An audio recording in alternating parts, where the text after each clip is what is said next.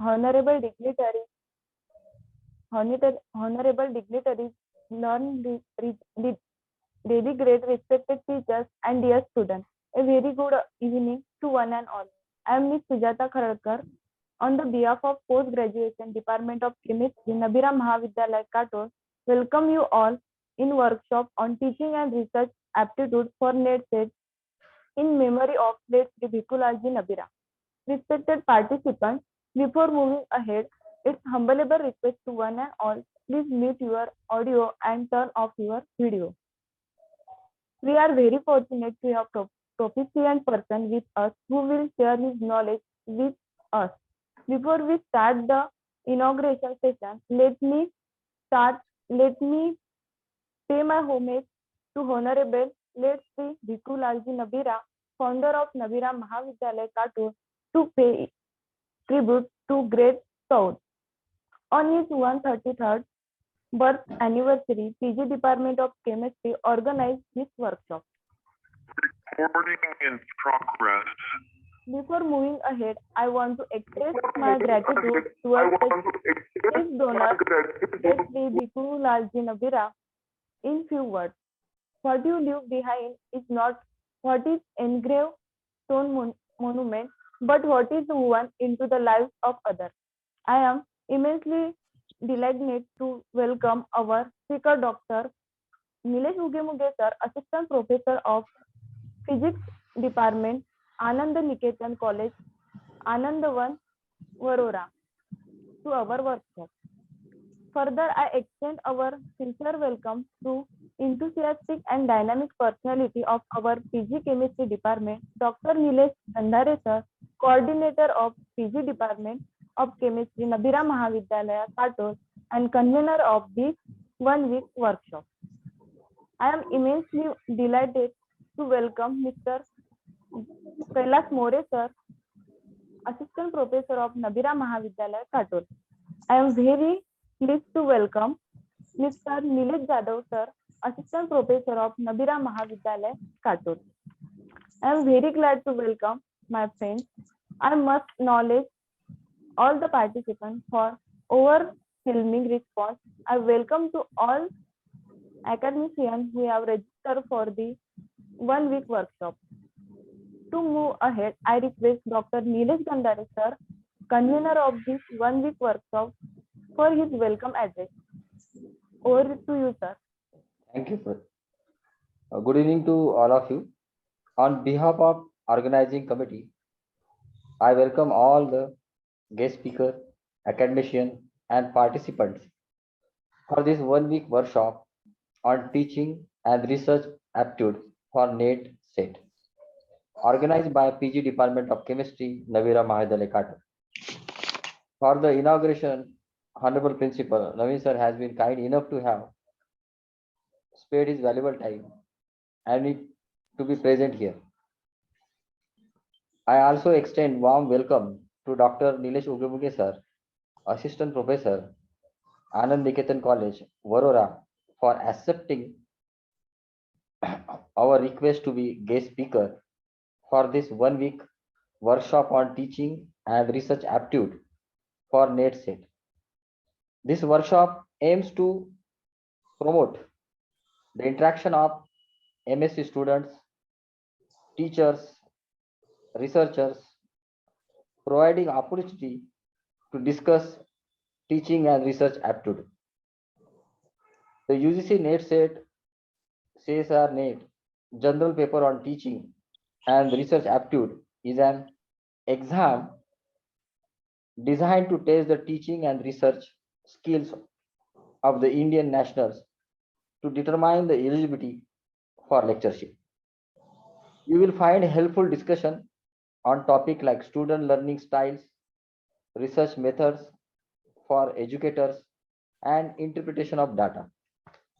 Therefore, this one-week workshop on teaching and research aptitude will be definitely beneficial to the participants for qualifying NET and SET. For this one-week workshop, around 200 participants have registered from all the parts of Maharashtra. So I welcome you all on this occasion.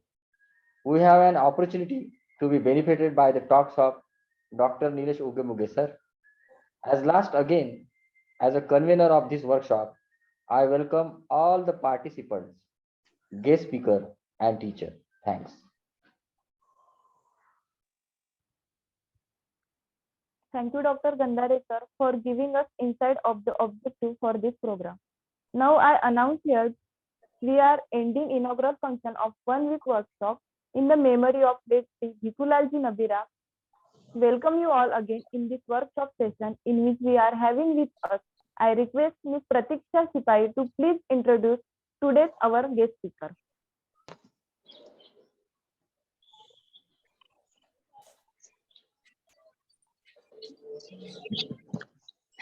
Hello.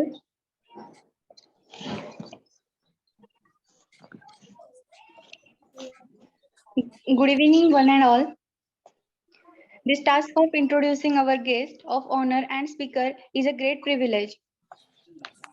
On the first day of first week or a workshop on teaching and research aptitude for NET-SET, we are privileged to have the eminent speaker Dr. Nilesh Sureshrav Ugemuge sir, Assistant Professor, Department of Physics at Anand Niketan College, Anandvan, Vadodara.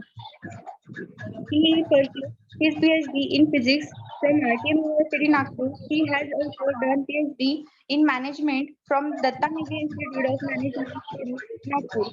His area of research interests are in luminescence and organization behavior.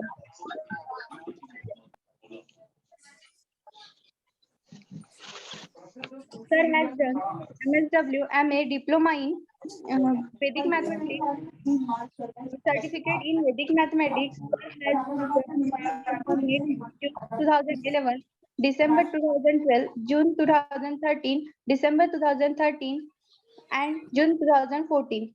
Set in February 2013. UGC CBSE NET in June 2016 and June 2017. He is a dynamic, high-performing, and strategic thinking academician with over 14 years of teaching and research experience.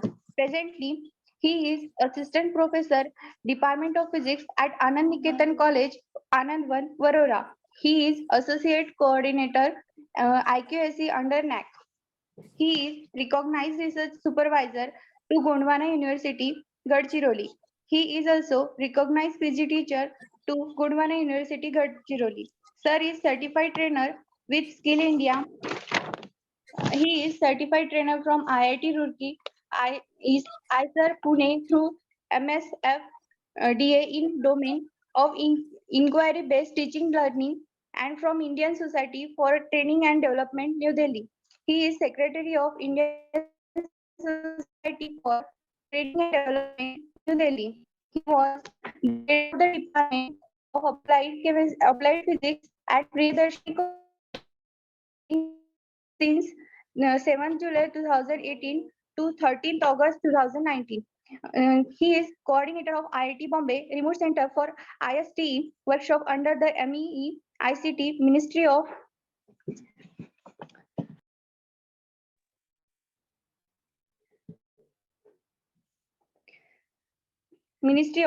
HRD Government of India and faculty advisor and student coordinator. He is also lecturer in applied physics at St. Vincent Pallotti College of Engineering and Technology, Nagpur, since August 2008 to February 2010.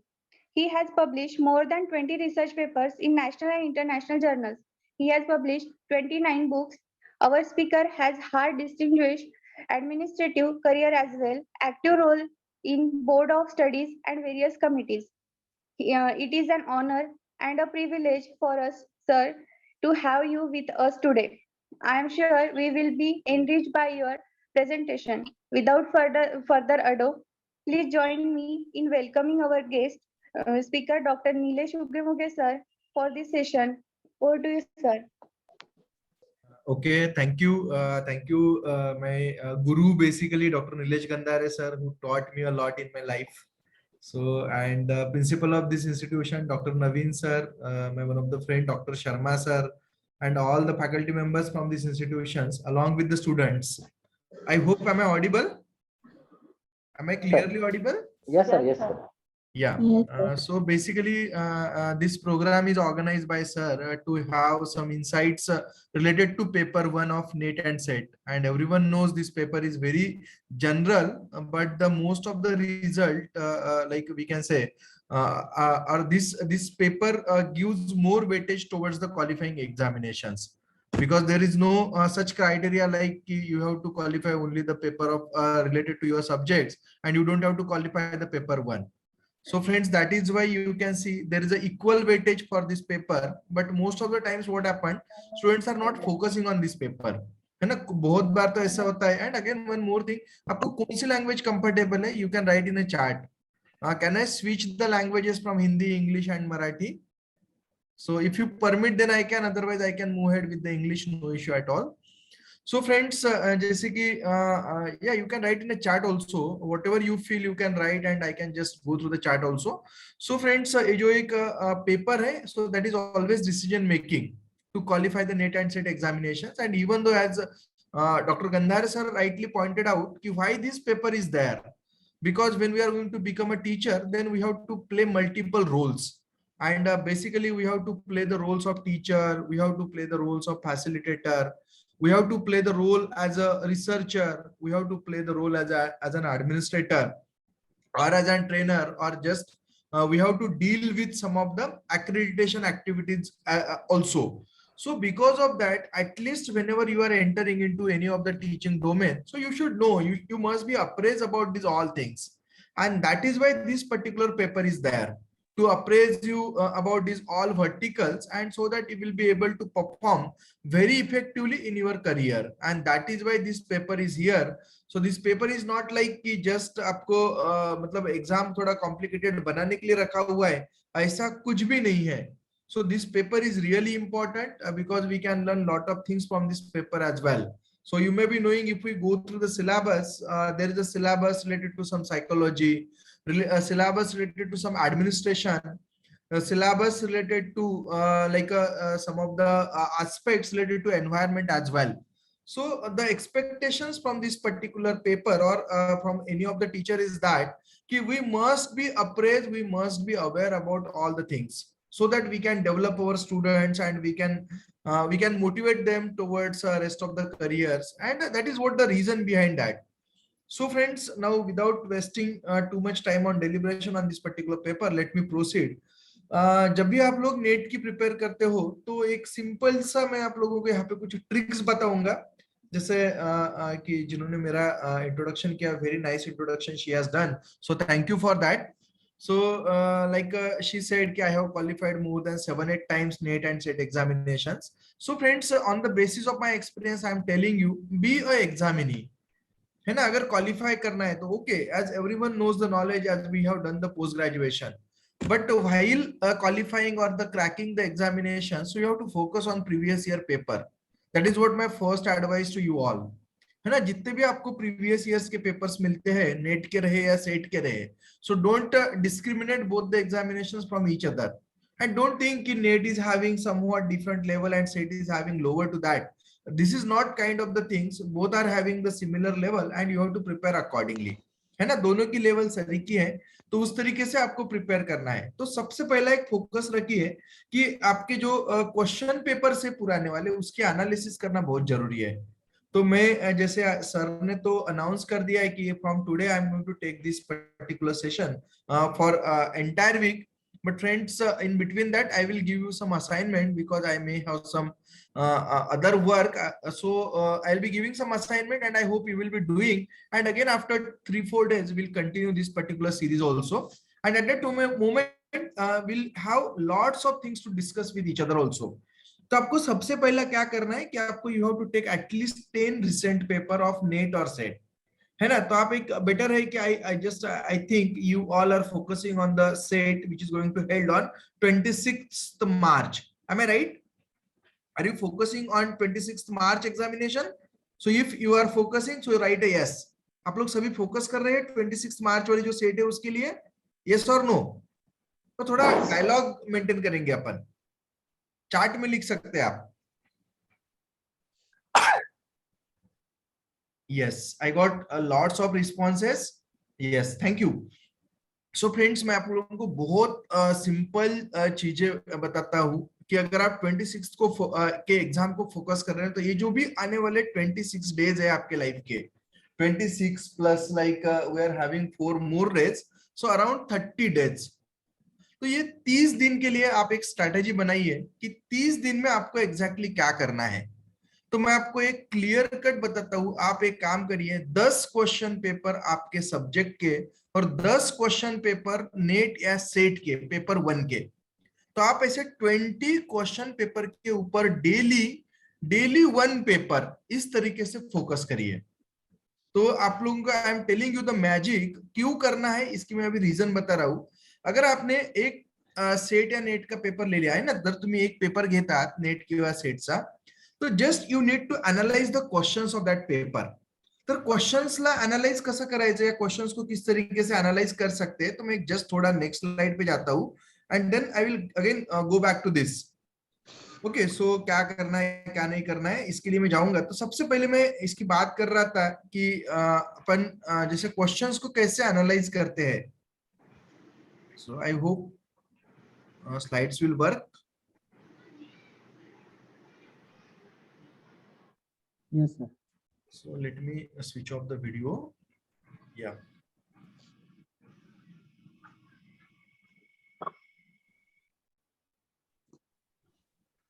Okay, so we'll share screen once more.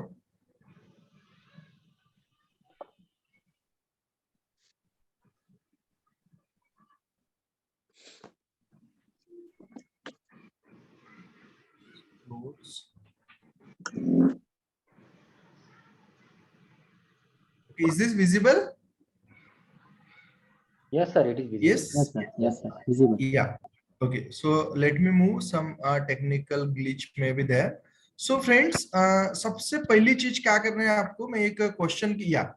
अभी देखो कि यहाँ पे एक question paper का मैंने screenshot लिया है ना। तो ये स्क्रीनशॉट को आप यहाँ पे देख सकते हो कि ये स्क्रीनशॉट में मैं पेन यूज कर रहा हूँ अभी।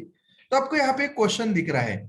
ओके, सिंपल क्वेश्चंस में ये तो ठीक है कि ये these are simple questions, but other than that अगर कुछ क्वेश्चंस होते हैं रिसर्च में, कि अगर एक आधा स्टेटमेंट दिया है और उसमें पूछते हैं आपको कि विच टेस्ट इज मतलब test is related to this particular question, या अगर आपको रिग्रेशन कहाँ करना है आपको है ना, तो ऐसे अलग अलग टूल्स दिए जाते हैं। तो इन दैट केस आपको क्या करना है कि आपको जो भी सपोज क्वेश्चन नंबर 1 है, तो क्वेश्चन नंबर 1 का जैसे आपके पास 50 क्वेश्चंस है, अभी सपोज इमेजिन करिए कि आपके पास 50 क्वेश्चंस है, तो क्वेश्चन पेपर लेते ही आप उसको पूरा खुद के मन से सॉल्व करिए।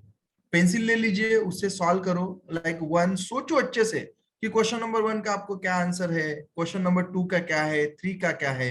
इस तरीके से 50 तक आपको जो भी आंसर अप्रोप्रिएट लग रहे हैं उसको आप टिक करिए।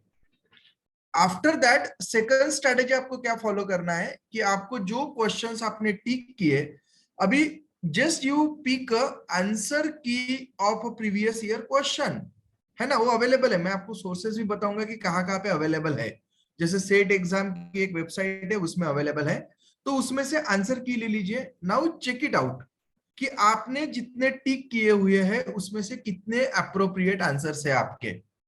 तो आपको हर एक को पता चलेगा कि आपके 25 मिनिमम 25 सबके बराबर होते हैं। So I hope have you done this earlier. आपने कभी previous year question paper solve करके देखा है? If yes you can write in the chart, है ना। सो मजा आएगी आपको भी। कभी सॉल्व करके देखा है आपने? या सम स्टूडेंट से yes. So what was your outcome? Have you just checked how much question you have solved appropriately? You can write a number. So then I will tell you my story. Yeah, how many questions means how many answers you got appropriate one. You can write a number. Yeah, 20 to 24, very good. 10 to 15, again 30%, very nice. Yeah, so very active participants are here. So friends, this is happening with everyone. Now what you suppose to do, आपके जैसे 25 आए, 30 आए या 15 आए, whatever it may be, so don't bother about it. आज जैसे ही मेरा class खत्म हो जाएगा, एक क्वेश्चन पेपर ले लीजिए, उसकी अगर हो सकता है तो हार्ड कॉपी ले लीजिए। हार्ड कॉपी लो क्वेश्चन पेपर की, देन हार्ड कॉपी लेने के बाद मैंने बताया आप आपके नॉलेज के बेस पे उसको टिक करिए कि आपके कितने क्वेश्चंस अप्रोप्रिएट है। आपको पता चलेगा कि okay 25 questions are right. Then what you need to do, आप 25 के बाद में मतलब आपके पास अभी कीज भी है, कीज को चेक करिए। आफ्टर दैट आपके पास जो भी क्वेश्चन है, सपोज ये क्वेश्चन नंबर 1 है आपके पास, मैं यहाँ पे क्वेश्चन नंबर 1 है आपके पास। सो अगर ये क्वेश्चन नंबर 1 आपके पास है तो क्वेश्चन नंबर यस या तो मैं आपको ये थोड़ा वो क्वेश्चंस पे ना जाते हुए अपन यहाँ पे आएंगे। सो यू कैन सी एक क्वेश्चंस को अपन कैसे एनालाइज करते हैं। तो आपको यहाँ पे क्वेश्चन नंबर 4 दिख रहा है। अभी क्वेश्चन नंबर 4 में यहाँ पे लिखा है, उन्होंने क्या लिखा है कि history can not be taught by using.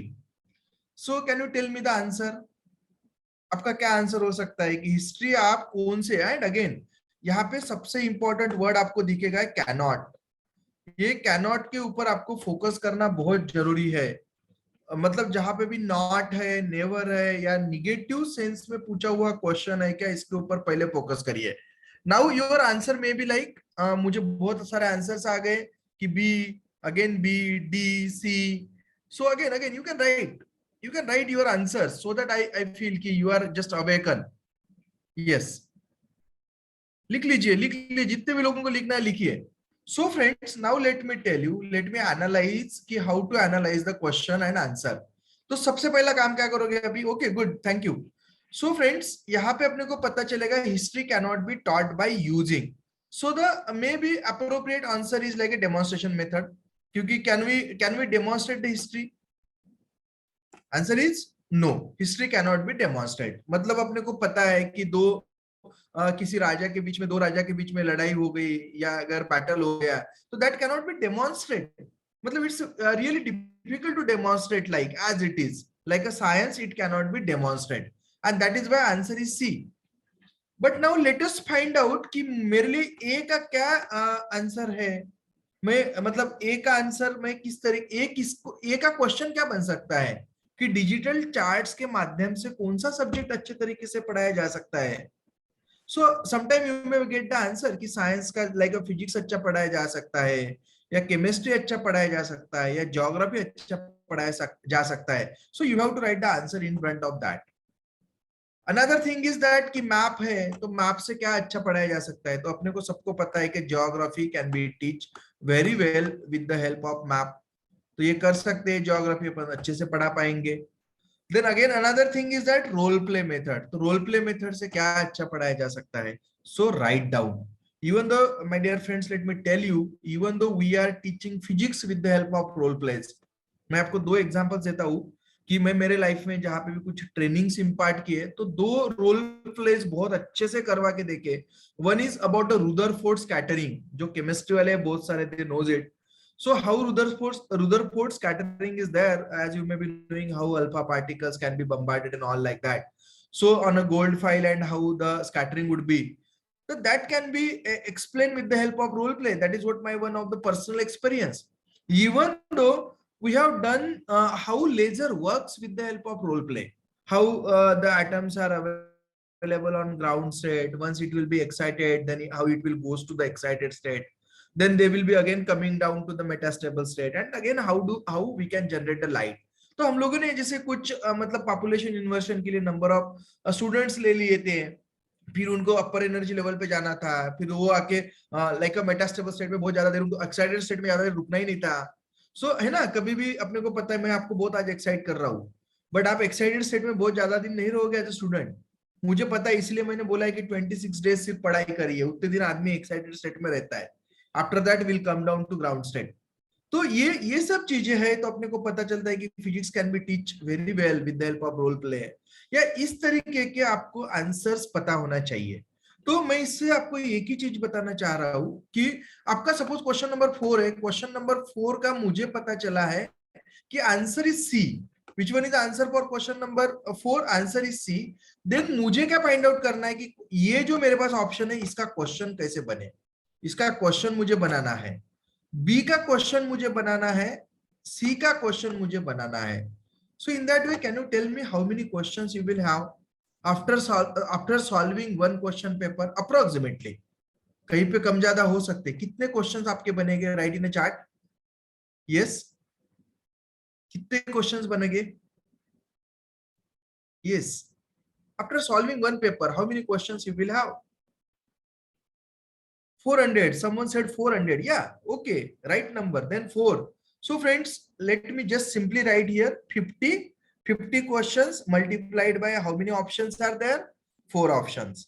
So that becomes the, so like approximately 200, not like a 400. So okay, जितने भी बना सकते हो तुम, but just I can say you can make a 200 questions. 200 में भी किसी किसी ऑप्शंस में ज्यादा नहीं बनेंगे. सो जस्ट अप्रोक्सीमेटली इमेजिन करिए कि आपके पास में 150 क्वेश्चंस बने. नाउ मैंने आपको क्या टास्क दिया है कि 150 questions in each paper multiplied by 10 question paper. So your answer will be like 1500. So जैसे ही आपके पास 1500 क्वेश्चंस की क्वेश्चन बैंक बन जाती है, so I am telling you here, मतलब विद कॉन्फिडेंस, आपका जो अगला आने वाला पेपर है उसमें का 80% पेपर आपके ये 1500 क्वेश्चन में से है. नॉट आउट ऑफ दैट, मतलब इसके कहीं बाहर से नहीं होगा. Do you agree with me? तो आपको पता चलेगा, आपने जैसे पहले क्वेश्चन पेपर सॉल्व किया तो उसमें शायद आपके 20 बराबर थे, बट आप जैसे ही सेकंड क्वेश्चन पेपर सॉल्व करने जा रहे हो, after analysis of this all questions, आपको पता चलेगा कि आपके नेक्स्ट क्वेश्चन पेपर में 22 बराबर है. आपके थर्ड में आपको पता चलेगा कि 25 से लेके 27 बराबर है. ऐसा आप जब 10 तक पहुंच जाओगे तो आपको पता चलेगा कि एटलीस्ट आपके 45 क्वेश्चन बराबर आना शुरू हो गए. हो गया. अगर आप 45 बराबर तक पहुंच गए, आपको 45 बराबर तक का नॉलेज आ गया, इसका मतलब आने वाली एग्जाम आपने क्रैक कर लिया. So I am telling you my dear friends, my personal experience. जब भी मैं लिखने के लिए जाता था एग्जाम, तो I used to prepare with the help of this kind of the technique, and I have qualified as like a introducer said कि how many times I have qualified different NET and SET examinations. So do you agree with me? करोगे ये सब चीजें? Will you do this? Yes or no? करोगे? Do you feel this strategy will can work?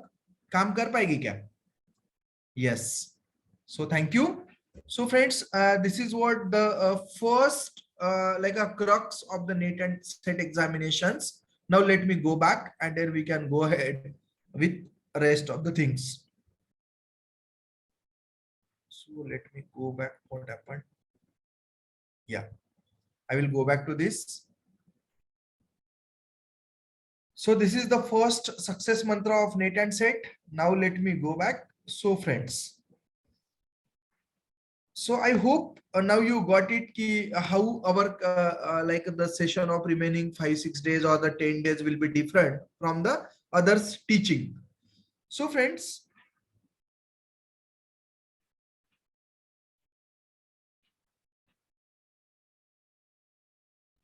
now the one more thing I want to share with you, while most of us are dreaming success, winners wake up and work hard to achieve it. So anyway, you have to accept it and you have to start working if you want to become a successful person. अगर आप ये नहीं करोगे तो really difficult है कि अपन ये exam अगर चली गई तो अपन जो हमेशा बोलते हैं ना कि ये एग्जाम मैं देख रहा हूँ. So my dear friend, sincerely I am telling you, देख के मत देखिए. कोई भी ये जो एग्जाम है इसको देख के मत देखिए. आप ये एग्जाम को क्रैक करने के हिसाब से एग्जाम लिखिए. अगर आप देख के देखने की सोचोगे तो आपको समझ में आएगा कि ऐसा किसी ने आज तक एग्जाम पास नहीं किया है. देख के देखने वाला कभी पास नहीं होता है. एग्जाम हमेशा आपने क्रैक करने के हिसाब से ही जाना चाहिए. And for that now you have enough time to make a strategy. So friends, now let me discuss कि why paper 1 is so important. So the first thing is that importance of paper 1 is so achieve good score of NTA NET or just whatever the examination like said. So this paper will help you to score more. And again I am telling you, मुझे यहाँ पे लगता है कि maximum science के students है, तो I am telling you the paper 1 is common for everyone. सगळ्यांसाठी common असतो, रहता है common paper 1, yes or no? Common one paper common होता है paper 1. yes or no? Yes sir. Now Yes, tell sir. me अगर suppose कोई मराठी का student है, कोई हिंदी का है, सपोज कोई पॉलिटिकल साइंस का, हिस्ट्री का है या कॉमर्स का है, तो अगर पेपर 1 सेट करते समय वो उनका भी ध्यान रखेगा, पेपर सेटर रखना पड़ेगा कि नहीं? पेपर सेटर को ध्यान रखना पड़ेगा कि एग्जाम देने वाला बंदा आर्ट का भी है, कॉमर्स का भी है और साइंस का भी है। तो पेपर की लेवल कैसी होनी चाहिए? मॉडरेट होनी चाहिए, यस और नो? कि बहुत टफ होगी? बोलो, बिंदास बोलो, टफ होगी क्या? Answer is no. मतलब पेपर की लेवल हमेशा मॉडरेट रहेगी, बट क्या होता है कि अपने को अपना प्रिपरेशन या अपना जो समझ होता है वो उस लेवल का नहीं होता है, and because of that we are not getting the appropriate marks. So that is the another crux of paper 1.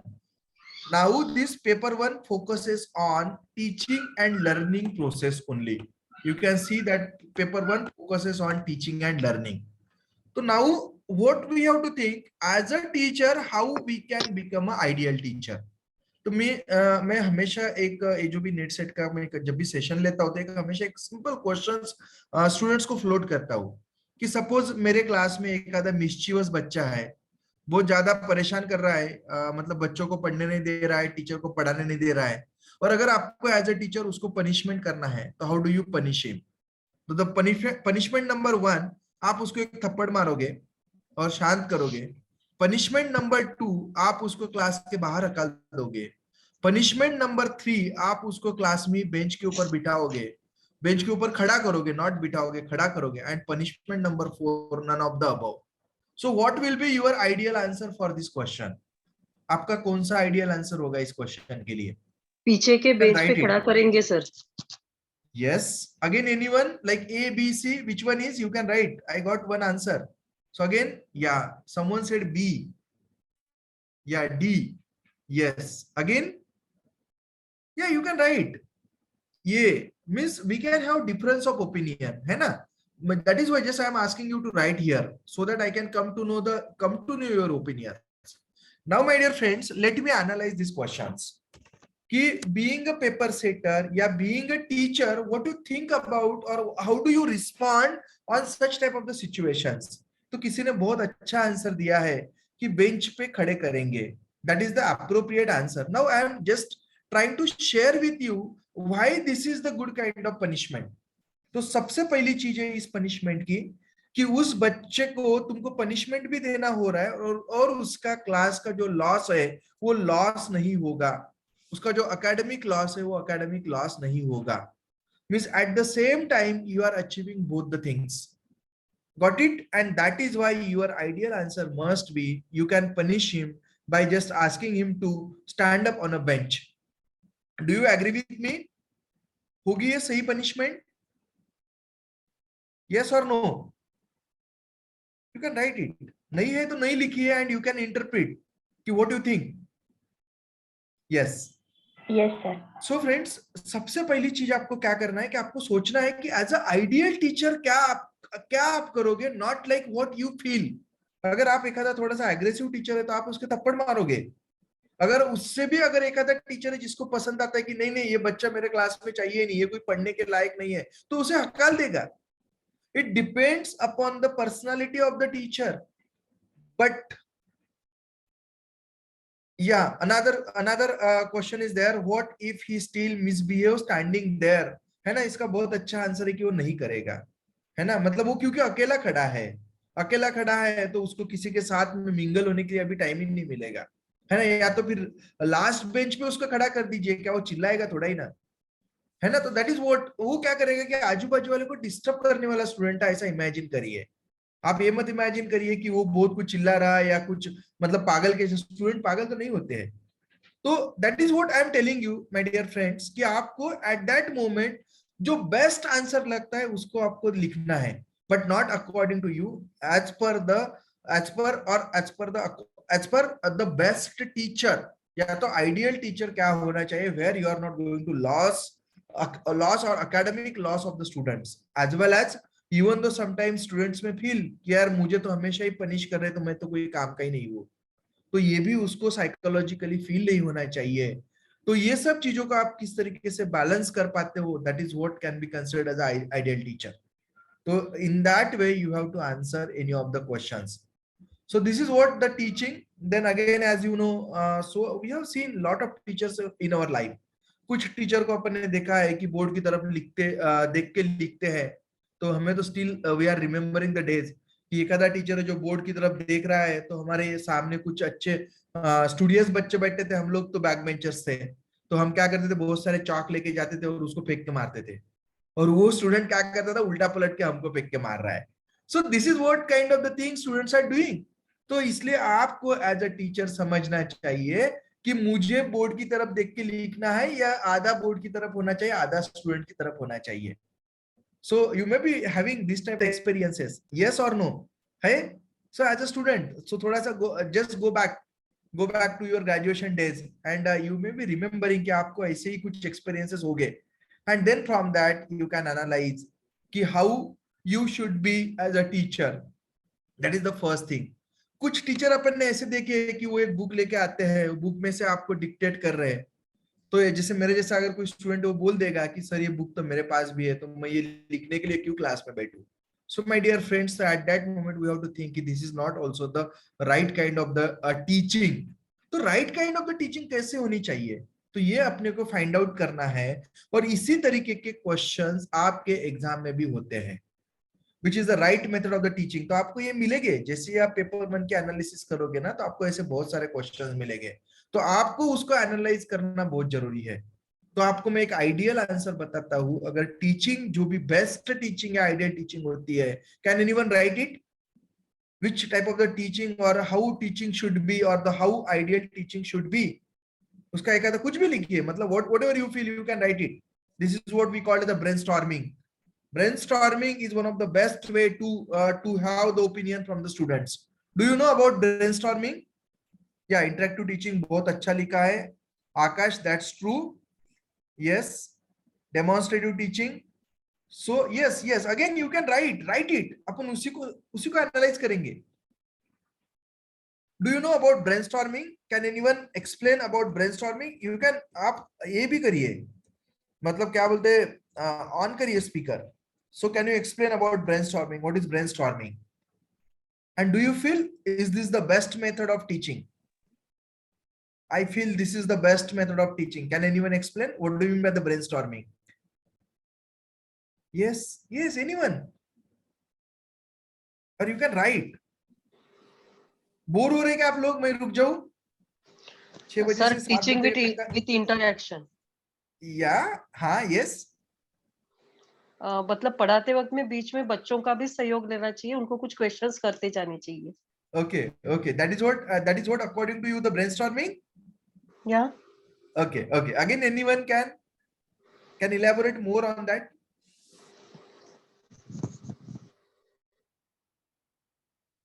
Yes. You can elaborate more. It's a very good technique.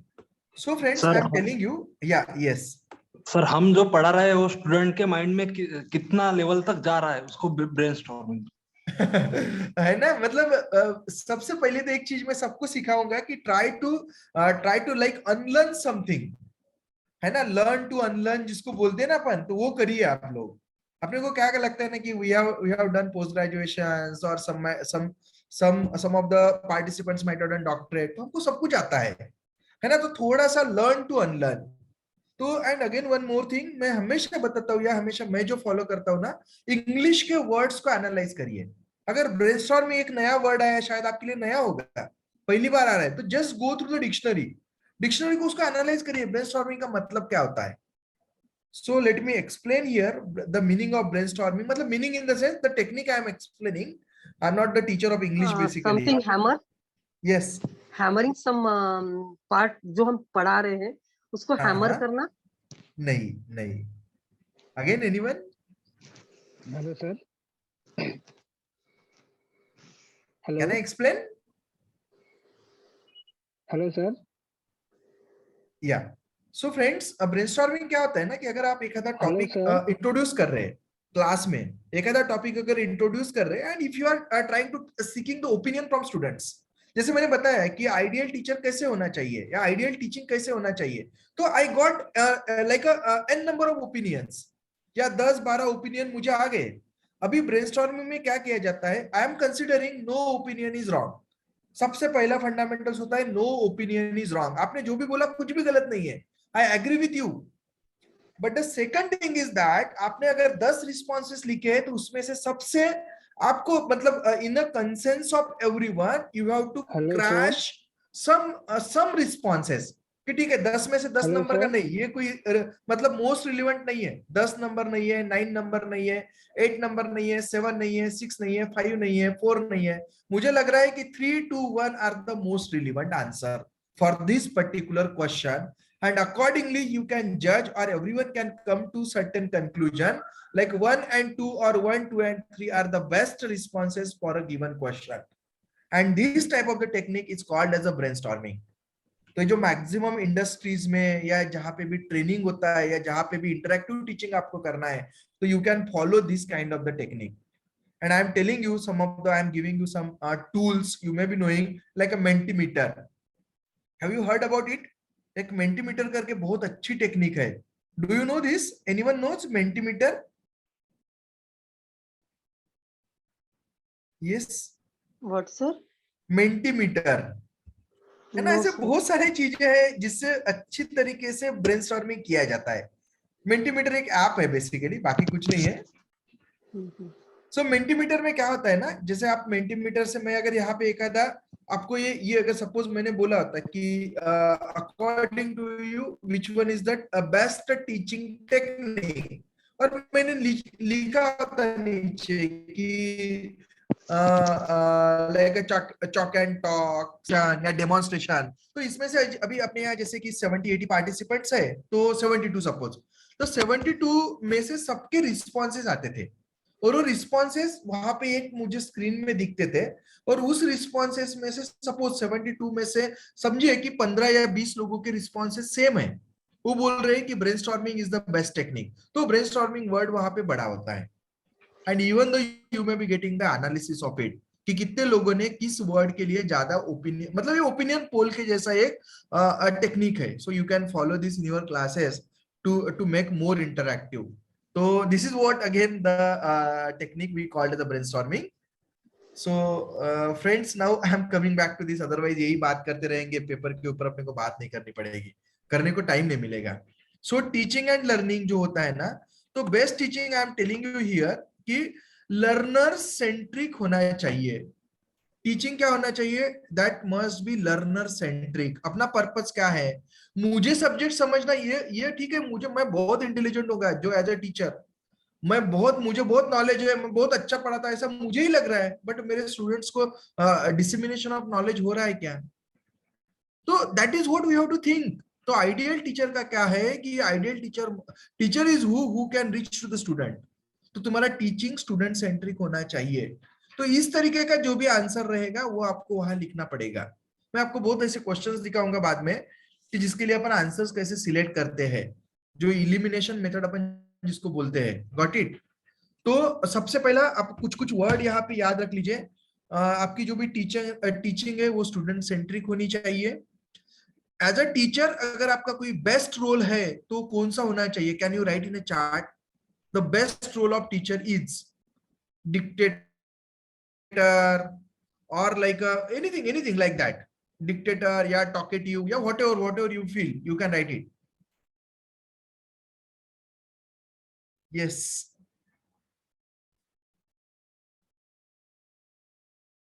you can write. हाँ, guideline, okay, मतलब guide, as a philosopher, है ना, friendly होने चाहिए। Very good. हाँ, that is what I expect. So you can write here. yes friends, as a friend होना चाहिए, as a philosopher होना चाहिए, एज अ गाइड होना चाहिए, एज अ मेंटर होना चाहिए। इतने तो मैंने बता दिए, और कुछ लिखिए ना। अटेंटिव होना चाहिए, अडेप्टिंग होना चाहिए। Very good. क्या देखो कितने होशियार बच्चे, सब लोग कितने अच्छे, एकदम बच्चे नहीं बोलूंगा मैं, सब अच्छे, कितने अच्छे टीचर्स है ना। पार्टिसिपेंट्स कितने अच्छे। अडेप्टिंग होना चाहिए, अगेन पर्सनालिटी उसकी बहुत अच्छी होनी चाहिए। यस और नो?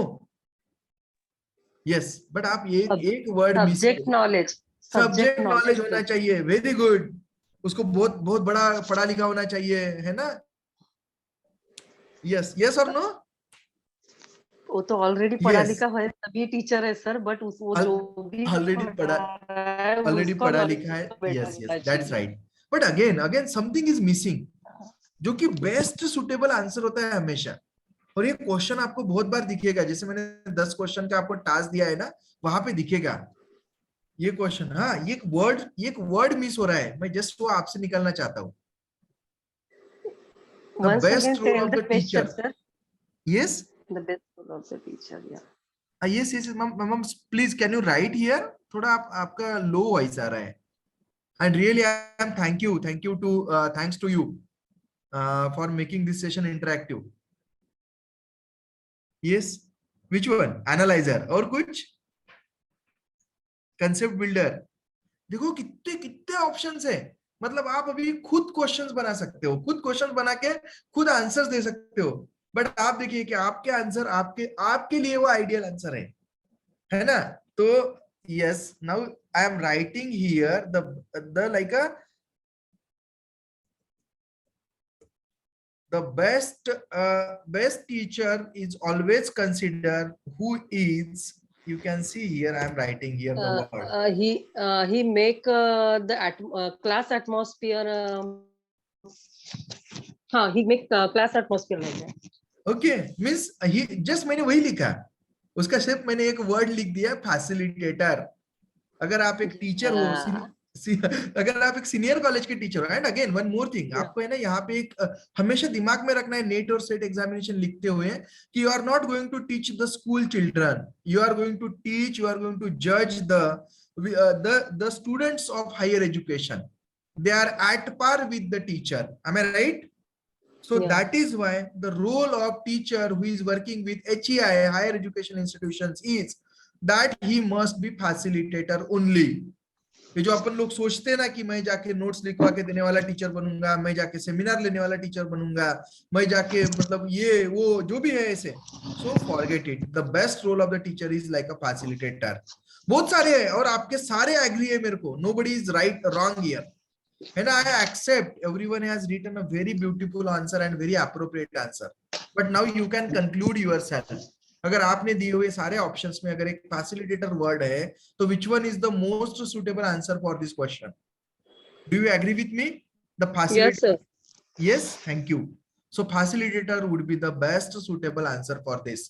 facilitator में सारी चीजें आ गई। You can facilitate them for learning, you can facilitate them to become a best citizen of the country, you can facilitate them to inculcate the KSAs। yes yes, someone is speaking, yes। Okay, आप facilitate क्या कर रहे हो? उनमें values develop करने के लिए, उनके बिहेवियर को मॉडिफिकेशन करने के लिए आप फैसिलिटेट कर रहे हो, and that is what the important role of any of the ideal teacher. so that is why teaching learning, then again the another topic is here like a factors affecting teaching। तो factors affecting teaching में बहुत सारे factors आते हैं, कि personality of the teacher, socio economic condition of the teacher. अभी बहुत बार देखते हैं अपन कि कुछ न्यूज देखते हैं कि teacher has committed the suicide because of economic conditions, that also affects on the teaching, everybody knows. health of the teacher, or along with that there are certain conditions, yeah, depending upon the responses we have to give the best answer, always you have to remember this। so then again the another thing is methods of teaching in institutions of higher learning। तो हमेशा बस एक चीज में आपको कुछ चीजें ना पक्का लिख लीजिए, नोट डाउन करिए कि आप एक हायर एजुकेशन इंस्टीट्यूशंस के टीचर बनने जा रहे हो। Do you agree with me? Yes, yes और नो? Yeah. Yes, sir. अपन टीईटी नहीं लिख रहे, अपन क्या लिख रहे हैं? सेट या नेट एग्जाम लिख रहे हैं, and you have to distinguish in between these two exams. तो वो टीईटी का जो टीचर का रोल होता है वो मत पढ़िए, वो मत पढ़िए इन द सेंस बहुत सारी चीजें कॉमन होती है, बट उनके जैसे या उनका रोल इज डिफरेंट। अगर अपन बोलेंगे कि मॉन्टेसरी का टीचर है तो they have to play different role, but if we are the teacher of higher education we have to play the different role. So that is what I am coming to this। then again the teaching support system। so teaching support system is that the evaluation, Can you tell me what are the types of evaluation? How many types of evaluations are there? Formative and summative evaluations. Very sir. good. Thank you. Then Thank you, ma'am. There are, continuous evaluation also. continuous is Regular. basically, I'm just coming to that. Continuous is the part of formative assessment. Yeah. Continuous means formative, and the summative means what we are conducting the exam at the end of the year. That is what the summative. तो थोड़ा सा सब जनों के लिए जिनको पता नहीं है, फॉर्मेटिव का मीनिंग होता है जो तुम कंटिन्यूअस ले रहे हो. तुमने कुछ क्विज कंडक्ट कर लिया, कुछ डेमोन्स्ट्रेशन करने के लिए बताया स्टूडेंट्स को कुछ एक्टिविटीज दिया, उसमें से असेसमेंट कर रहे हो तुम. So that kind of the assessment is known as the formative assessment. और summative मतलब जो at the end of the year you are taking you or the university is taking the examination and giving them grade या percentage. This is called as a summative. Abhi now you may be knowing, if I come down to NEP, you may be knowing NEP. Can anyone write? Can you write the long form of NEP? बोलोगे कोई नहीं, लिखोगे. लिखो और year भी लिखो NEP का, फटाफट लिखो. एकदम क्विक आपके दिमाग में. NEP means what? NEP. National education policy. नहीं लिखो उसमें. यस एवरीबॉडी, फटाफट लिखो यार, फटाफट. अगर वही लग रहा है तुमको तो कॉपी करो. हाँ, yes, that is what I wanted. Very good. Again. हाँ, मैं just I want to make you correct. आपको पूछेंगे ऐसे क्वेश्चंस बहुत बार होते हैं. इवन तो WWW का लॉन्ग फॉर्म पूछा गया कितने तो भी क्वेश्चन पेपर में. किसी ने लिखा है कि गवर्नमेंट ने अभी अनाउंस की है. ओके, मतलब he is moving ahead to NEP, है ना. मैं तो NEP पे हूँ. Very good. चलो, we got some responses. Yes, yeah देखो अभी भी आपको जो रिस्पॉन्सेस दिख रहे हैं आपके स्क्रीन पे, उसमें आपको दो अलग अलग रिस्पॉन्सेस दिखे. क्या दिखे दोनों अलग अलग responses? National education policy and new education policy. Yes. So do you feel this question is more appropriate at this moment? Yeah. तो आपको करेक्ट करना होगा. Everybody has to correct. जिन्होंने न्यू लिखा है तो it's a national education policy 2020. शायद आपके पेपर में क्वेश्चन आ जाएगा कि is this NEP means new education और द नेशनल. तो जिन्होंने लिखा है न्यू तो वो तो मस्त न्यू को टिक करके आएंगे. एंड अगेन अपने को पता है विल लूज द 2 मार्क्स. करोगे कि नहीं? करोगे ना? You must lose the 2 marks only by remembering the wrong name. So in that way you have to focus. So friends, ये ऐसे छोटे छोटे चीजों के ऊपर आप फोकस करिए और ये आपका फोकस कब बढ़ाएगा ना. Again I am telling you, आप जब भी पेपर के एनालिसिस करोगे, मैं जैसे जब मैं लिखता था तो www. है ना, वर्ल्ड वाइड वेब, तो उसका भी लॉन्ग फॉर्म अलग अलग तरीके से करते थे और उसको घुमा फिरा के पूछते थे. So in that way, if we prepare question means answers from the question paper, then so many problems will be resolved.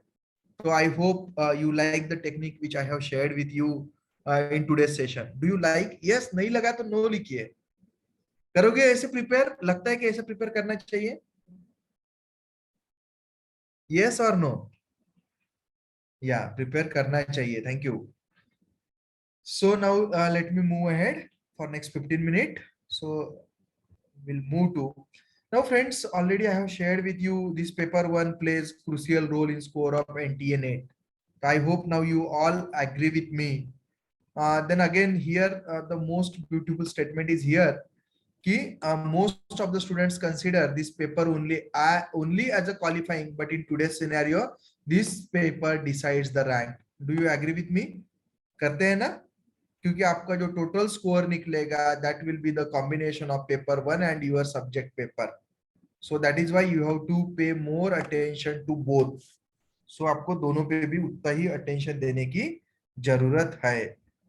Then again to assess the capacities और capabilities of the aspirants in this prime areas which are foundation for the higher education teacher. Now you can see मैं क्यों बात किया इसके ऊपर. To assess the capabilities.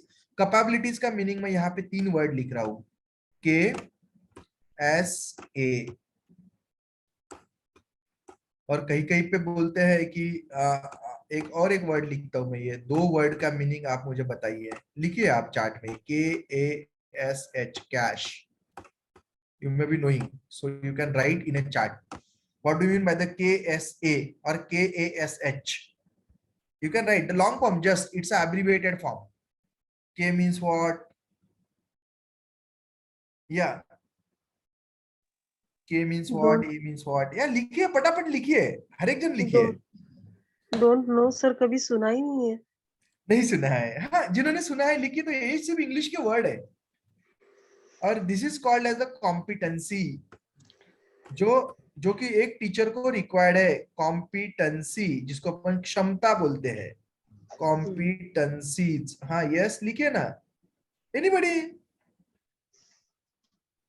नहीं, कोई नहीं लिखेगा. गलत हुआ तो भी चलेगा ना. मैंने कहा बोला कि सही होना चाहिए, सही होना चाहिए ऐसा बोला क्या मैंने? नहीं. This is brainstorming. Very good. देखो कितने बड़े मस्त आंसर आ गए. Knowledge, skills, abilities, knowledge, skill, analysis. Again yes. So 3 जन. इसका मतलब this session is too much boring. I want to stop. मेरा टाइम खत्म हो गया. वैसे मैं बहुत टाइम का पंक्चुअल हूँ. 6:10 पहले से मैं मीटिंग में था. अभी 7 बजे तक मेरे को टाइम दिया है.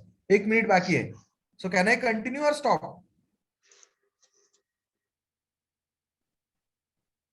ओके.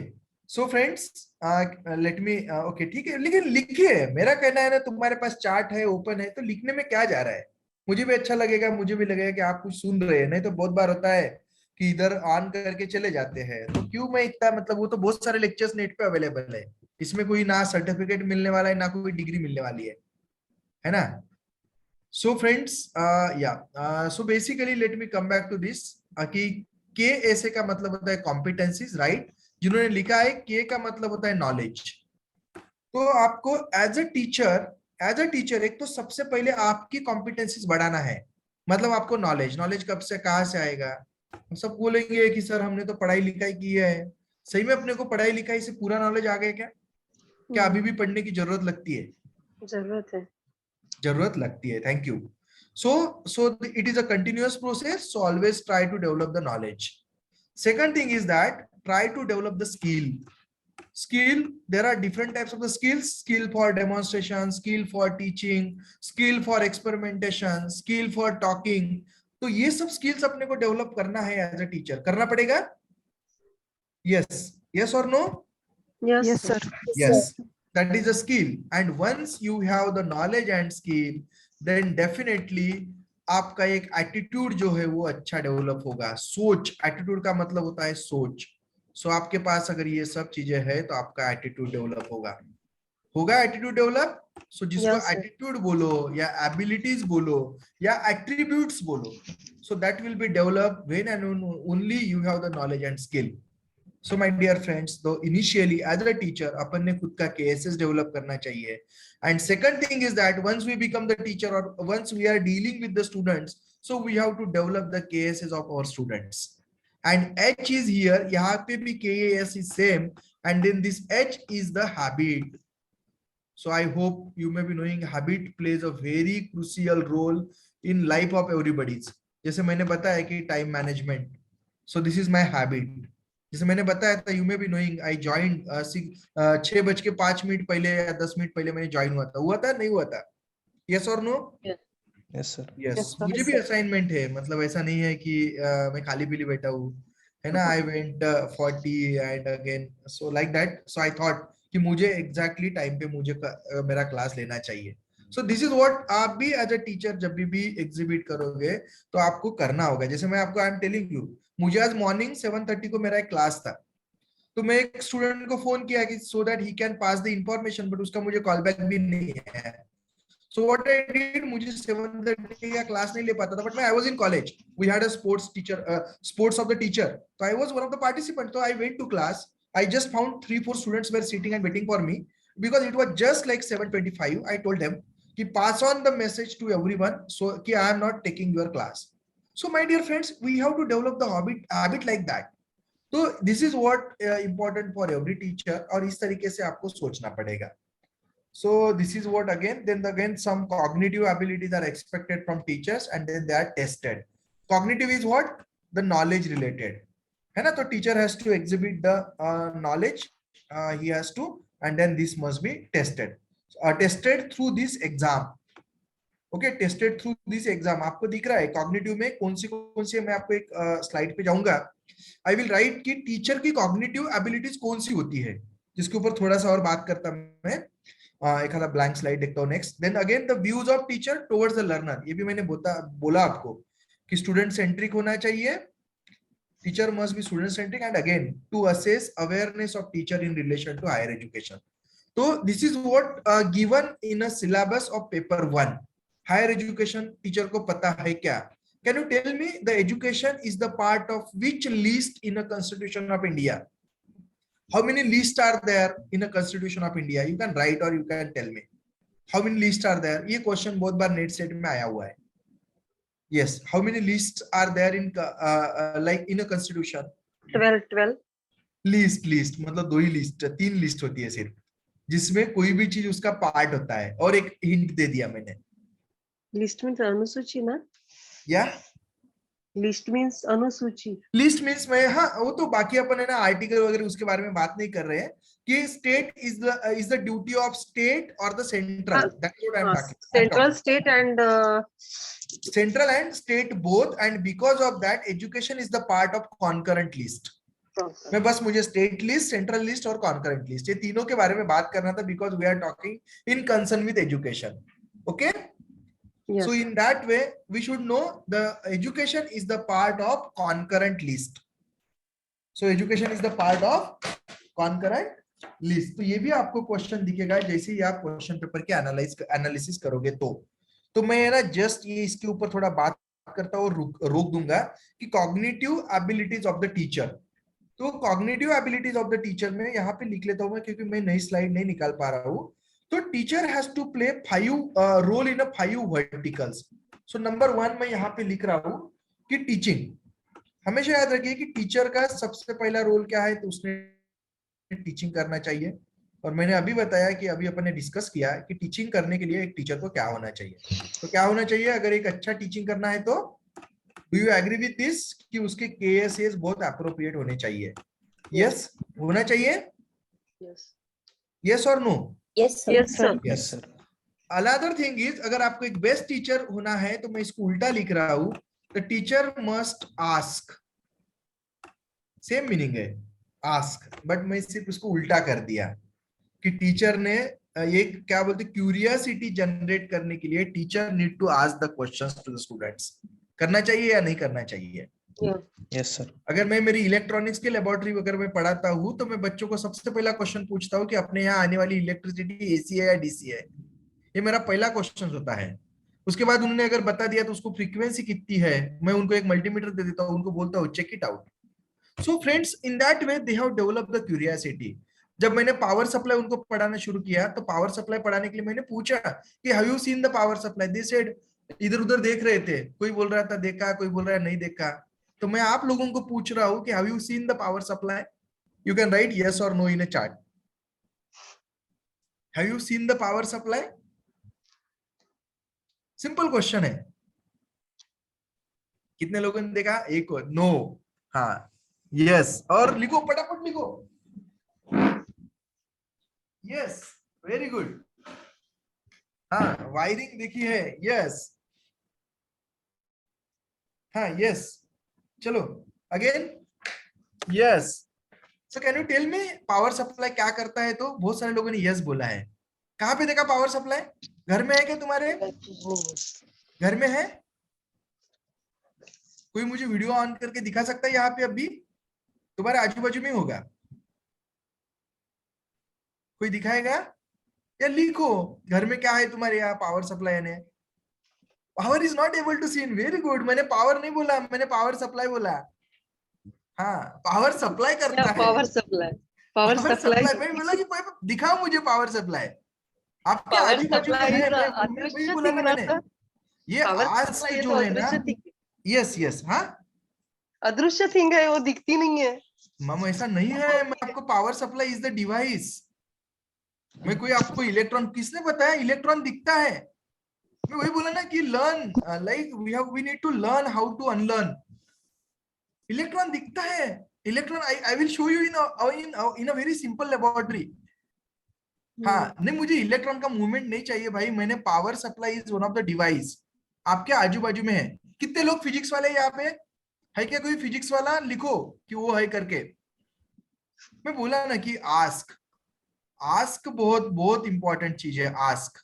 और अगर आस्क के ऊपर अगर आप ध्यान नहीं दोगे तो यू कांट बिकम, मतलब है ना, या battery, right? So battery is again another name of the power supply. So yes, cathode ray tube वगैरह नहीं। Yes Ankit, Aniket, thank you. So my dear friends, you can see here, मैंने तो तुमको दिखाने के लिए बोला। दिख गया पावर सप्लाई? सबके पास है आजू बाजू में? है क्या नहीं है? पावर सप्लाई बोल This सकते is हैं। the power supply. Power supply is the device which can convert AC to DC. बस that is what the power supply. मैं वही तो सोचती बोला हूँ ना सर कि आपको। मैं आपको और थोड़ा अगर डीप में जाऊंगा ना आस्क का इंपॉर्टेंस, तो मेरे बच्चे घर में जाके चार्जर खोलते हैं, फिर इसके अंदर एसी टू डीसी कैसे हो रहा है, व्हाट आर द कंपोनेंट्स। बच्चे in the sense my students of final year, my students, they are opening it, they knows, they have seen the components, how it converts. So my dear faculty members, I am telling you, just develop ask develop करिए, आपको भी बहुत मजा आएगी, है ना? बहुत सारे सबको पता है, बट अभी देखो क्वेश्चंस आना शुरू हो गया। अभी मेरे यहाँ के स्टूडेंट्स ने, मैंने जैसी क्लास में बता दिया तो उन्होंने, मैंने बोला कि ओल्ड पावर सप्लाई ओपन करके देखिए, ओल्ड चार्जर वगैरह जो घर में खराब होता है, देन सी द कंपोनेंट्स। उन्होंने नए भी ओपन करके देखे, सर क्या होने वाला है बोले। So then now they learn how to convert AC to DC, how it will be utilized, why it is called as power supply and all like that. So my dear friend, just simply I'm telling you, try to develop the curiosity. Okay, so this is what the one more thing I just wanted to share here. मैं next आपके 10 minutes लूंगा, 10 minute question answer के लिए देने वाला हूँ। Second vertical is like you have to be, as a teacher, you have to be good researcher. Do you feel होना चाहिए? Research is not like that कि आप लोग मतलब वो लैब में जाके पीएचडी के लिए काम कर रहे हो। अब हर चीजों में जहां क्यूरियोसिटी होती है, रिसर्च मतलब क्या? Okay, things are there but again you are researching. Power supply है, मैंने बताया आपको, बट उसको आप रिसर्च कर रहे हो कि ये पावर सप्लाई कैसा काम कर रहा है, मैं दूसरा लेके देख रहा हूँ, दूसरे का क्या कंपैरिजन है, तीसरा लेके देख रहा हूँ, चौथा लेके देख रहा हूँ, then I am trying to assess the parameter of this, that is what again the research. Do you agree with me? इसको रिसर्च बोल सकते हैं अपन कि नहीं? यस और नो? कि सिर्फ रिसर्च वही है कि मैं जो बीइंग अ गाइड, मैं बताया ना, सबको शायद पता होगा, मेरे कोई स्टूडेंट भी हो सकते हैं, जैसे आई एम गाइडिंग 10 स्टूडेंट्स, हर दिन सुबह जाके बोलते रहता कि तुमने ये नहीं किया, वो नहीं किया, तुम कोई काम के नहीं है। तो do you feel this is the only research कि गाइड ने आके बोलना चाहिए ऐसा कि तुम कोई काम के नहीं हो? या खुद भी एज अ टीचर अपन छोटा छोटा रिसर्च कर सकते कि नहीं कर सकते? Yes or no? Yes, sir. Yes. So teacher must be good researcher. Researcher in any kind, मतलब वो उसका जो भी एनालिसिस करना है, मतलब पीएचडी डिग्री तो ठीक है, डिग्री तो मैंने बता दिया ना कि डिग्री जो है ना, degree is only black and white paper. That doesn't mean कि वो आपका एटीट्यूड डेवलप करेगा, आपकी सोच डेवलप करेगा। तो my dear friends, but the research, the meaning of research is that कि teacher has to create the curiosity. Even though मैं आपको जस्ट आपके दिमाग में, मैं फिजिक्स पढ़ाते समय मैं तो क्लासरूम से शुरू करता हूँ कि why this wall appears only white, why not blue, why this fan is moving, so if fan is moving which principle is there. Simple questions है ना, तो देखो कितना सारा फिजिक्स पढ़ना शुरू हो जाता है। Do you agree with me? है फिजिक्स ऐसे इसमें कि नहीं है? यस और no? Yes sir. Physics teacher हूँ इसलिए मैं थोड़े फिजिक्स के एग्जांपल दे रहा हूँ, तो आप आपके सब्जेक्ट के भी एग्जांपल्स लिखे। So my dear friend, this is the research. The third thing, as a teacher you must be good trainer. So you must be good trainer. तो आपने एक ट्रेनिंग, आपकी टीचिंग, अगर टीचिंग और ट्रेनिंग में there is huge difference. So my dear friends, I am not here speaking much about it, but being a teacher you must be good trainer. So now just think how you can become the good trainer, and then definitely if you become the good trainer, you will become the good teacher. That is the third vertical. Fourth vertical, I am talking about the teacher. He must be good administrator. He must be good administrator. ठीक है कि administrator के लिए HOD होना या principle of the college होना इतना ही जरूरी नहीं है। आप आपके क्लास को भी एक बेस्ट एडमिनिस्ट्रेट कर सकते हो कि नहीं कर सकते हो? कर सकते हो, यस और नो? क्लास का अच्छा मैनेजमेंट कर सकते हैं अपन? Yes, sir. Yes, so that quality you must have. And the fifth one, you must know about जो आज की सभी इंस्टीट्यूशन की जरूरत है, that is the accreditation. Can you tell me some name related to accreditation? Accreditation है ना, मैं ये तो देखो एक पेन से लिख पा रहा हूँ जो भी लिख रहा हूँ. हाँ, yes. Can you tell me some names related to accreditation? सबको पता है, सब जनों को कॉलेज में वही काम करते रहते हैं, उसके लिए काम करते कि क्या क्या ऐसे ही लगता है. NAC Which one? For what? accreditation. NAC accreditation. बस. तो ऐसे कितने अलग अलग accreditation है? Do you know about NBA? Yeah, what is NBA? NAC का लॉन्ग फॉर्म बताइए, ये भी बहुत बार क्वेश्चन देखा था मैंने. हाँ, यस, NAC का लॉन्ग फॉर्म लिखिए फटाफट, मजा आएगी. नहीं लिखोगे? चलो फिर then we can wind up. At least 10 तो रिस्पॉन्सेस चाहिए मेरे को. That is NBA is national board of, या national assessment and accreditation council. Very good Hemant, you have written right. ये ना उल्टा भी लिखते हैं बहुत सारे, और ये आपको ऐसा उल्टा ही पूछते हैं एग्जाम में कि विच one is the correct option, national accreditation and assessment council. तो आपने जो लिखा है दैट इज द ट्रू, और आपको वही उस तरीके से आंसर देना है. Okay, so again another accreditation is, आप जैसे भी फाइंड आउट करोगे तो आपको पता चलेगा NABET is there. Do you know about NABET? NABET किसका एक्रेडिटेशन करता है? Have you heard this word earlier, NABET? No, sir. Washington accord.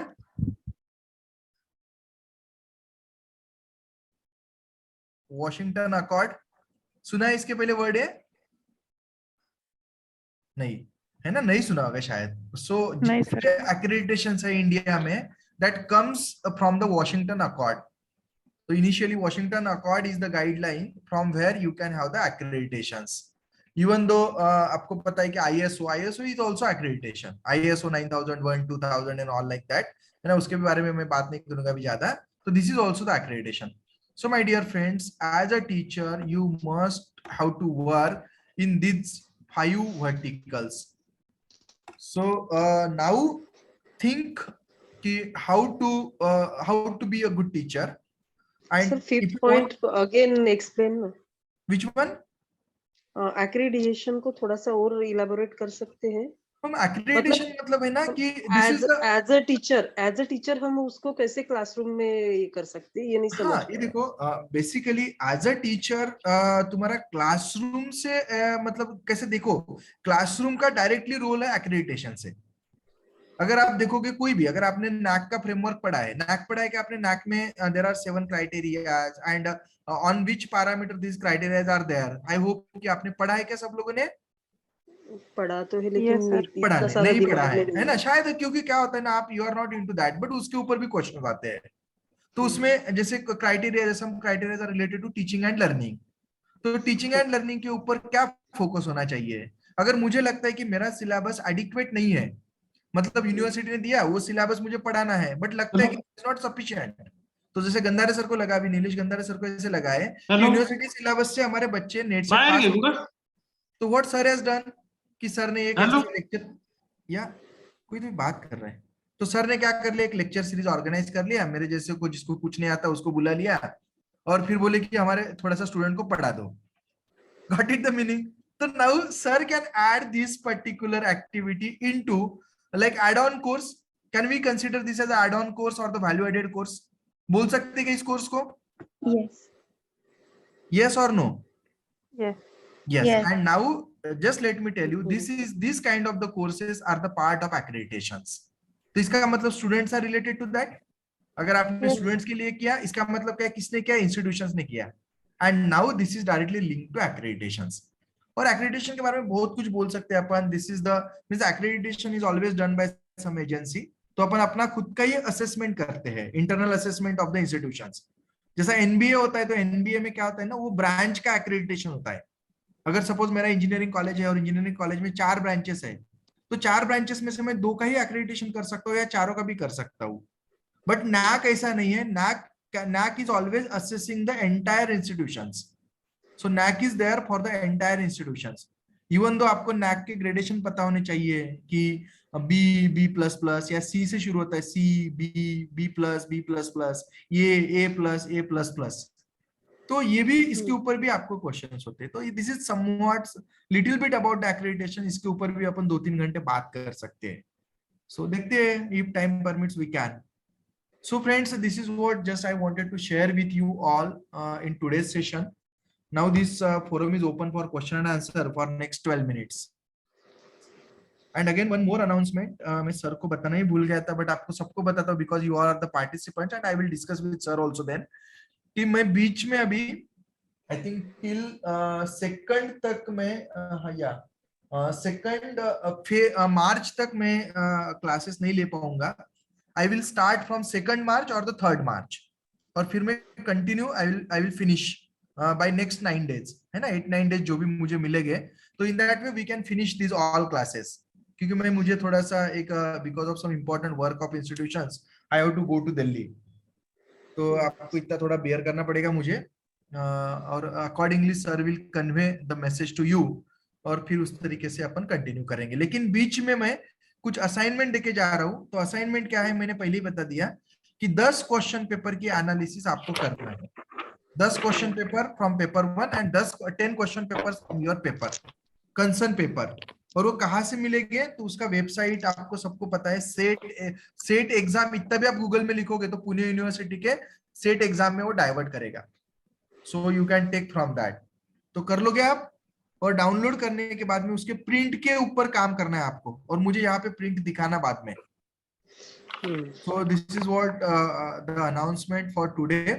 Now the forum is open for question and answer. So here I want to stop, and then now we can have question and answer. कुछ question आप chart में भी लिख सकते हो. So yeah, बोल even though unmute करके भी पूछ सकते हो. मैं एक या 2 लेक्चर्स में है ना पर यूनिट खत्म कर दूंगा. तो मुझे नहीं लगता इसके लिए तो बहुत लेक्चर लगने वाले अपने को. या 2 घंटे में 1 यूनिट हो जाएगा अपना, जितना भी सुपरफिशियल हो पाएगा. तो आपके कुछ एक्सपेक्टेशंस है तो वो मुझे लिख सकते हो. अगर आपको कुछ किसी के ऊपर, या ये ना सिंपल चीज है. जो एक क्वेश्चन था कि CSIR और NTA नेट, तो बेसिकली अभी ये जो है ना कि अपना CSIR जो पहले नेट कंडक्ट करता था, this is for science subjects. Physics chemistry है, फिजिकल साइंसेस है, केमिकल साइंसेस है, लाइक लाइफ साइंसेस है, उनके लिए CSIR कंडक्ट करता था. और अदर देन दैट जितने भी ह्यूमैनिटीज और कॉमर्स के सब्जेक्ट्स है उनके लिए NTA करता था. बट अभी रिसेंटली NTA ही सबकी नेट कंडक्ट करता है, बट अलग अलग टाइम पे नोटिफिकेशन आता है. एक NTA विद CSIR होता है, दूसरा होता है NTA विद UGC. तो NTA विद UGC जो अभी एग्जाम चल रही है, that is for art and commerce subjects. Where जो भी साइंस वाले हैं उनके लिए CSIR नेट होता है. जैसे एक और एक क्वेश्चन है, KSA और cash both are same. Just KSA में एक H लगा दिया है कि knowledge, skill, attributes and habit. And habit के ऊपर मैं आप लोगों को एक बुक सजेस्ट कर देता हूँ यहाँ पे, atomic habit by James clear. कि आपने कैसे हैबिट्स डेवलप किए जाते हैं या करने चाहिए, तो आप ये बुक पढ़ सकते हो, बहुत अच्छा है. That is related with the habit. But other then syllabus में ये सब चीजें हैं, तो उसके ऊपर भी अपन कभी बात कर लेते हैं. हाँ, टीचिंग एप्टीट्यूड के बारे में कुछ नहीं है. मैं ये जितना पढ़ा रहा हूँ उसके ऊपर पे आप आपका खुद का सिर्फ थॉट बना दीजिए. और 10 पेपर जो भी मैंने बोले ना, that will be sufficient for you. वो 10 पेपर के आपको जितने क्वेश्चन है टीचिंग एप्टीट्यूड के, 5 क्वेश्चन हर पेपर में, मतलब 50 क्वेश्चन, और उसको मल्टीप्लाई कर दीजिए. तो आपको 50 into 4, तो आपको बराबर वो 200 question, that will be sufficient. And from this 200 question your paper will be there, I am damn sure. तो ज्यादा कुछ बहुत कुछ करने की जरूरत नहीं है. theoretical questions that answer me, no, there is no any theoretical question. Completely MCQ based examination रहेगी आपकी, completely MCQ based है.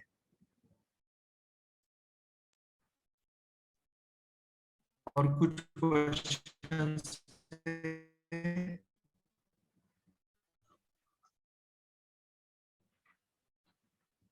यस,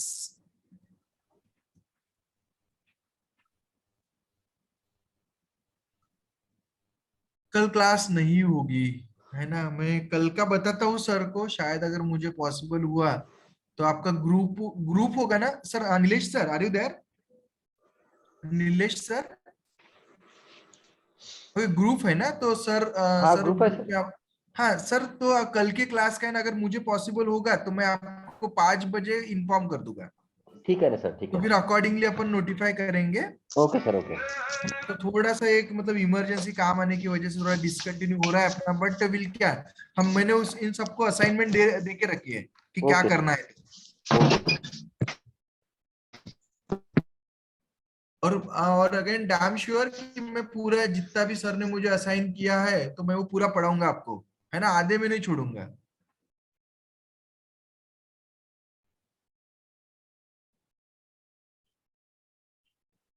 एमसीक्यू पैटर्न असाइनमेंट मतलब कुछ भी नहीं, 10 क्वेश्चन पेपर निकालो सेट एग्जाम की वेबसाइट से।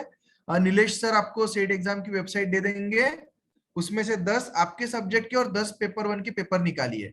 यहाँ पे अगर कुछ अटैच होता होगा चार्ट में तो मैं अभी कर देता हूँ। यहाँ पे है मेरे पास कुछ क्वेश्चन पेपर है, चार्ट में अटैच नहीं होता है क्या? चार्ट में सर यस, ग्रुप में भेज देंगे अपन। हाँ मैं सर को दे देता हूँ, तो सर शेयर कर देंगे, है शेयर ना? कर दूंगा मैं, हाँ हाँ। मैं सर को ईमेल कर देता हूँ कुछ क्वेश्चन पेपर्स, या तो फिर सेट एग्जाम की वेबसाइट से आप भी ले सकते हो।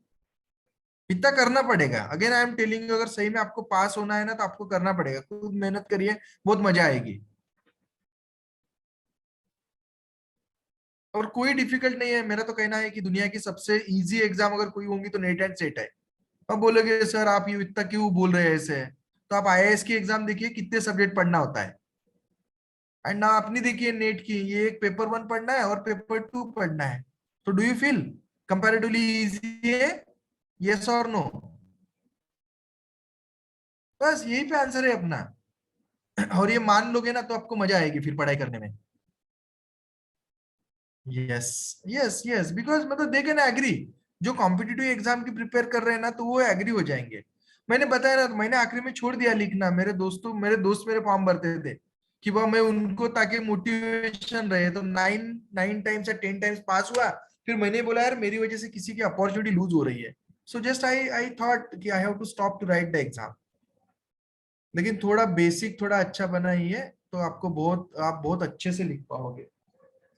So I think we have to stop here. So thank you, Nilesh sir, for giving me an opportunity to be here as a, resource person. And I hope I have done justice with today's session.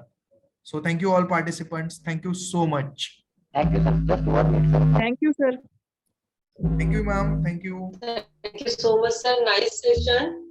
Sir just 1 minute for vote of thanks.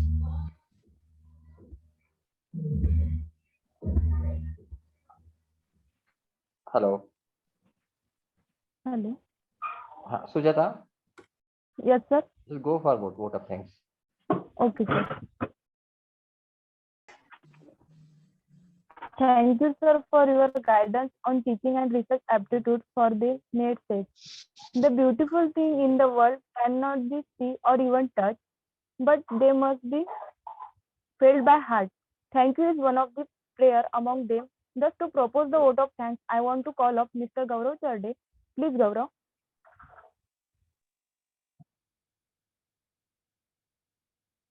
Thank you, Sujata. Gaurav. A very good evening to all. It is my privilege to propose a vote of thanks. I am Gaurav Charde on behalf of Post-Graduation Department of Chemistry, Nabira Mahavidyalaya, Katpur.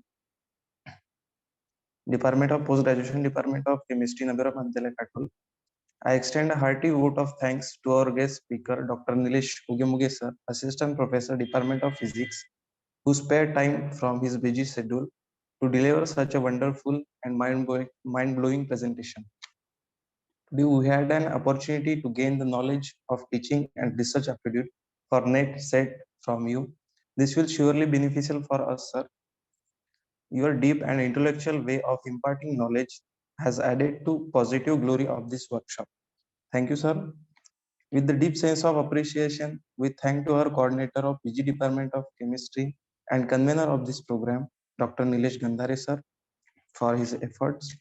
And now I would like to thank to our organizing committee member of this program, Mr. Kailash More sir and Mr. Nilesh Jadhav sir, Assistant Professor, Department of Physics, Department of Chemistry, Nabira Mahavidyalaya, Katol, to organize this wonderful and knowledgeable program for us. And thanks to all the participants present here. Thank you. We will meet tomorrow. We will meet on next session. Thanks to all. Thank you, sir. Thank you so much, sir. Thank you, Gaurav. Thanks. Thank you, sir. Thank you so much. With due permission of organizing team, I announce that we are over with this today's session. Thank you to all. Thanks to all. Thank you so much to all.